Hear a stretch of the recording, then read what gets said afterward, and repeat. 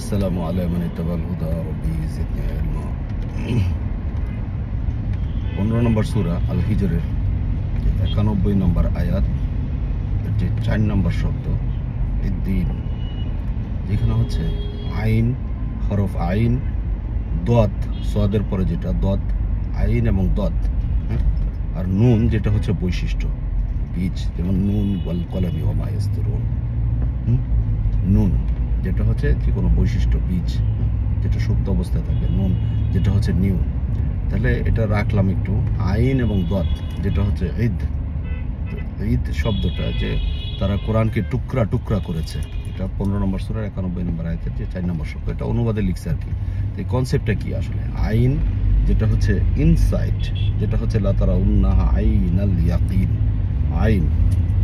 আর আইনের পরে দত যখন আসে, সদ যেটা হচ্ছে বাধা দিয়ে রক্ষা করা, আর দত যেটা হচ্ছে বাধা দিয়ে রক্ষা করতে ব্যর্থ হওয়া। এখন এই কনসেপ্টটা আপনার 30 নম্বর সূরার 30 এবং 41 নম্বর সূরার যে 53 নম্বর আয়াত, আল্লাহ দিগন্তে দিগন্তে আয়াত দেখাবেন। এবং আয়াত হচ্ছে আমাদের নিজেদের মধ্যে, নাফসের মধ্যে। আকাশ এবং জমিনে যা কিছু আছে সব আছে তোমাদের নিজেদের মধ্যে। তো এইদিকে আপনি প্রকৃতির দিকে তাকান, নিজের দিকে তাকান, যে আপনার ভিতরে আইন কোনটা। আইন যেটা হচ্ছে যে চোখ, হ্যাঁ, আর আইন যে আমি কি তোমাদেরকে দেইনি দুটি চক্ষু, দুইটা আইন এখানে। একটা মানুষের ছবি আঁকতে গেলে এরকম করে দেখবেন, এরকম করে ফেলা, এটা হলো আইন। তাহলে চক্ষুষ না, যেটা চাক্ষুষ, যেটা দেখা যায় বোঝা যায়। আর দত যেটা হচ্ছে দুর্বলতা, ইনসাইটের যে দুর্বলতা, দৃষ্টিভঙ্গির যে দুর্বলতা, এটা হচ্ছে আইন এবং দত। তাহলে যে কোরআন দেখে বুঝবেন, আসলে সেটাকে দুর্বল করে দেয়া। আপনি কোরআন দেখতেছেন ঠিকই, কিন্তু আপনি দেখে যে বুঝবেন, সেই জায়গাটাকে মানুষ কি করছে, উইক করে ফেলছে, দুর্বল করে ফেলছে। সে কোরআন পড়তেছে, কোরআনে হাফেজ, তার মাহফুজ যেটা আর কি, যে কোরআন মুখস্থ তার, কিন্তু সে কোরআন পড়লে সে বোঝে না। আপনার কোরআনে হাফেজ যারা, এই যে আপনার মাহফুজ, যে আপনার তাদের ভিতরে কোরআন সংরক্ষিত, তারা মুখস্থ করছে, কিন্তু এই যে খতম তারাবি পড়ে যে 1 মাস ধরে, কিন্তু কি পড়তেছে তারা জিজ্ঞেস করে, সে কিছুই বলতে পারবে না, শুধু পৃষ্ঠার পর পৃষ্ঠা সে পড়ে যাচ্ছে। তো এখন এটা হচ্ছে তাদের যে দুর্বল। তারা কোরআনকে কিভাবে দুর্বল করছে?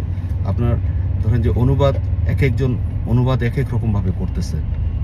যার যেটা, যে এই জিনিসটা দিলে তার ব্যবসাটা ভালো হবে, সে ওই দিকে নিয়ে যাচ্ছে। তার হাওয়া অনুযায়ী সে কোরআনকে অনুবাদ করতেছে, সে কোরআনকে মানুষকে বুঝাচ্ছে, রিচুয়াল তৈরি করতেছে। এটা হচ্ছে আইন এবং দত, যে কোরআনকে কিভাবে দুর্বল করা হয়েছে।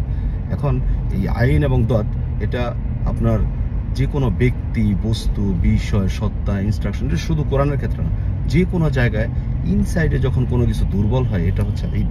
আর নুন যেটা হচ্ছে ওই বৈশিষ্ট্যটা, এটা হচ্ছে ঈদ। এখন এটা আবার পজিটিভ অর্থ আছে কোরআনে, নেগেটিভ অর্থ আছে। যেমন নূহের কওমের ক্ষেত্রে যখন আপনার বন্যা হয়েছিল, যেভাবে প্রচলিতভাবে অনুবাদ করা হয়েছে, তখন আল্লাহ আর্থকে বললেন যে তুমি এবার শুষে নাও, শুষে নাও। এখন শুষে নেওয়ার যে ব্যাপার, তো সেটা জমিনকে যখন বলা হয়, তো সেই বৈশিষ্ট্য তো আপনার ভিতরে থাকতে হবে। তখন আপনার ইনসাইডে যখন কোনো কিছু ঢুকবে, ওইটা যদি দুর্বল না হয়, তাহলে কিন্তু আবার ঢুকবে না।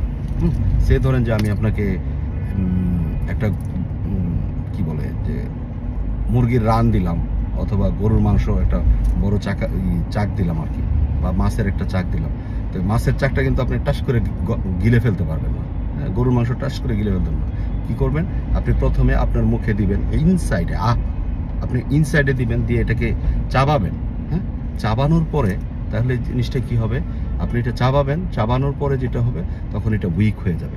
উইক হলে তখন আপনার ভিতরে, গলার ভিতরে, যে কত গরুর মাংস খাইলাম, খাসির মাংস, মুরগির মাংস, তো আপনিও খাচ্ছেন। যে একটা কলা যদি ধরি, তো কলাটা কিন্তু আপনি আস্তে গিলতে পারবেন, এটাকে আস্তে আস্তে চাবায়া এটাকে দুর্বল করতে হবে। দুর্বল করলে দেন এটা গলা দিয়ে যাবে। আর দুর্বল যদি না হয়, যদি এটা শক্ত হয়, যে বাধার মতো হয়ে যায়, যে একটা গরুর মাংস দিয়ে যদি গিলে ফেলতে চান, তাহলে কিন্তু গলায় আটকে যাবে।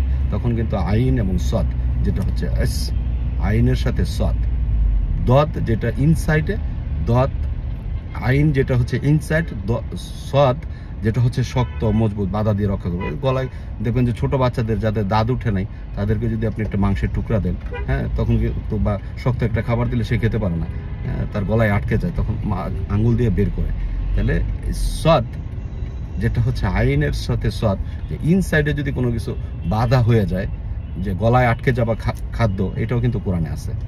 তো আমি জাস্ট হরফের কনসেপ্টটা বলছি। আইন যেটা ইনসাইড ভিতরে, সাদ যেটা হচ্ছে বাধা হয়ে যায়, আর দাদ যেটা হচ্ছে দুর্বল হয়। এখন এটা পজিটিভ অর্থও যেতে পারে, নেগেটিভ অর্থ যেতে পারে। তাহলে আমি আইন এবং সাদ দিয়ে বললাম, যেটা হচ্ছে আইন যেটা ইনসাইড, সাদ যেটা হচ্ছে বাধা দেয়, আর দাদ যেটা হচ্ছে দুর্বল হয়, ইনসাইডের যে দুর্বলতা। এখন কোরআনকে আপনার যে দুর্বল করে দেওয়া হয়েছে নাকি, মানে কিভাবে ইউজ হচ্ছে শব্দটা, সেটা কনটেক্সট থেকে অর্থটা নিতে হবে। আল্লাহ প্রত্যেকটা জিনিসকে জোড়া জোড়া সৃষ্টি করছেন, যেটা সূরা ইয়াসিন 36 নম্বর সূরার 36 নম্বর আয়াতে আল্লাহ বলছেন যে প্রত্যেকটা জিনিস আল্লাহ জোড়া জোড়া সৃষ্টি করছেন। এখন আইন সাদ, আইন দাদ। এবার আমি যদি এখানে বলি যে গইন এবং দাদ, গইন মানে কি? গইন মানে হচ্ছে যে আপনার যেটা হচ্ছে ঢেকে যায়। তাহলে গইন যেটা ঢেকে যায়, আর সাদ যেটা হচ্ছে যে বাধা দিয়ে রক্ষা করে, আর দাদ যেটা হচ্ছে দুর্বলতা। এখন এই যে গইনের পরে যখন দাদ আসে, এটাও কিন্তু কোরআনে আছে, গইন এবং দাদ। আবার এটা যদি ঘুরিয়ে দেন, তাহলে দাদের পরে হচ্ছে গইন। তাহলে গইন যেটা হচ্ছে ঢেকে যায়, আইনের উপরে কোনো রকম বাধা। যেমন আপনাকে একটা কলা দেওয়া হলো, যে আপনি একটা বাচ্চাকে দেখাচ্ছেন যে কলা খাবা, তাহলে আপনি যদি খেয়ে ফেলেন, তখন সে খুঁজবে যে এটা কোথায় আছে। আসলে এটা দুর্বল হয়ে এটা চোখের আড়াল হয়ে গেছে, চোখের আড়াল, সে কিন্তু এটা দেখতে পাচ্ছে না। এটা হচ্ছে গইন যেটা ঢেকে যায়, আর দাদ যেটা হচ্ছে কি আপনার যে দুর্বল হয়ে যাওয়া। এখন দাদ এবং গইন এটাও কোরআন আছে। তাহলে কতগুলো শব্দ, যে আপনি হরফ বুঝে, আপনি হরফের ক্যারেক্টার আপনার ভিতরে যখন বুঝবেন, তখন আশেপাশে প্রকৃতিতে তাকানোর সাথে সাথে আপনি বুঝে ফেলবেন যে আল্লাহ আসলে কত সুন্দর করে কোরআনকে এক্সপ্লেন করছেন, যে কুল্লা শাইইন, যে প্রত্যেকটা বিষয় আপনার। এখন আপনার কোনো আসলে ডিকশনারি কেন দরকার হবে? আপনি নিজের ভিতরে ডিকশনারি খোঁজেন। আপনি হরফগুলো যদি নিজের সাথে মিলিয়ে ফেলতে পারেন, তখন আপনি যে কোনো ক্যারেক্টার, বৈশিষ্ট্য, যে কোনো ম্যাটেরিয়ালস, যে কোনো ব্যক্তি, বস্তু, বিষয়, সত্তা, ইনস্ট্রাকশন, যে কোনো কিছু আপনি দেখার সাথে সাথে আপনি বুঝে যাওয়ার কথা যে এই জিনিসটা হচ্ছে আসলে এরকম। তাহলে আইন এবং সাদ, আবার সাদ এবং আইন, তাহলে সাদ বাধা দেয় ইনসাইডে, আর ইনসাইডের যে বাধা দিয়ে রক্ষা করে। আর যখন গইন হবে, তাহলে গইন এবং সাদ যেটা হচ্ছে গস, আর এটা যখন সাদ এবং আপনার গইন হবে, তখন হলো সক। তো এই বিষয়টা আপনার কোরআনের ভিতরে শব্দগুলো আছে, আপনারা ইনশাল্লাহ দেখে নিতে পারেন। জি, আসসালামু আলাইকুম।